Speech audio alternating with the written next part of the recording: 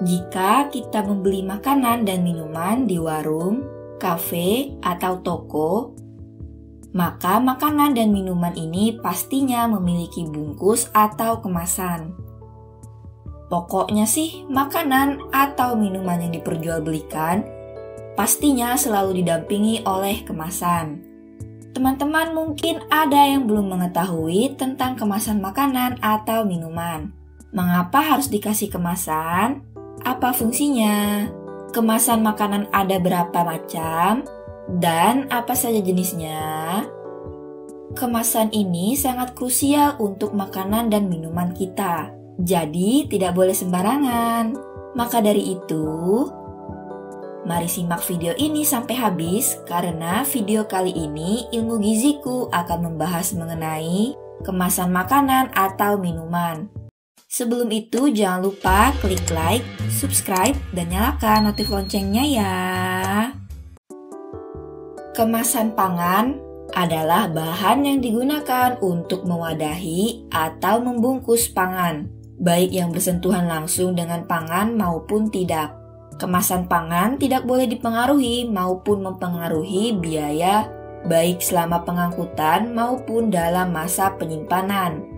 Secara umum, kemasan pangan mempunyai fungsi sebagai berikut, yaitu sebagai wadah bagi produknya, melindungi produk terhadap pengaruh fisik seperti pengaruh mekanik dan cahaya, melindungi produk terhadap pengaruh kimiawi, permeasi gas, kelembaban udara atau uap air, melindungi produk terhadap pengaruh biologik seperti bakteri atau kapang, mempertahankan keawetan dan mutu produk, memudahkan penanganan, penyimpanan, transportasi, penumpukan, atau pindah tempat, sebagai media informasi produk dan media promosi, memberi informasi konsumen misalnya penggunaan dan penyimpanan, memberikan bentuk dan daya tarik produk. Kemasan mengalami perkembangan dari waktu ke waktu, baik jenisnya maupun desainnya. Kemasan pun sebenarnya sudah disediakan oleh alam seperti jagung, daun jati, daun pisang, pandan, buah kelapa, serta daun waru. Nah, semenjak bertambahnya masa ke masa, maka kemasan ini pun semakin berkembang mengikuti perkembangan kebutuhan masyarakat serta zaman. Ruang lingkup kemasan saat ini sangat bervariasi, mulai dari bahan kemasan, bentuk, serta peralatan pengemas. Teknologi kemasan makanan saat ini juga bervariasi dan terus berkembang. Botol, kaleng, tetra pak, kemasan vakum, kemasan aseptik, kemasan aktif, hingga smart packaging. Masalah kemasan harus dianggap sebagai hal yang penting. Hal yang harus diingat bahwa produsen bukanlah untuk menjual kemasan. Meskipun sektor pengemasan tersebut adalah penting, tetapi akan menambah biaya pada produksi dan sebaiknya semurah mungkin dan sesederhana mungkin. Apa saja kriteria yang perlu dipertimbangkan dalam memilih kemasan pangan?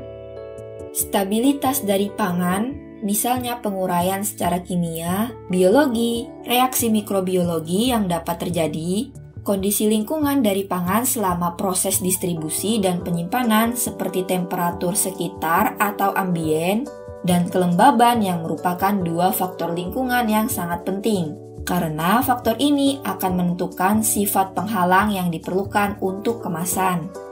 Cara atau metode pengawetan pangan yang dipilih, sebagai contoh proses panas sesudah dikemas, kemasan pangan harus mampu mengatasi temperatur panas serta tahan terhadap temperatur freezer pada saat proses penyimpanan pangan.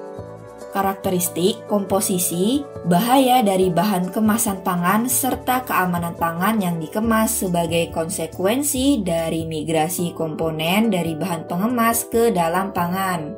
Kemasan pangan ini terdiri dari beberapa jenis. Kalian bertanya-tanya apa saja jenis-jenis kemasan pangan?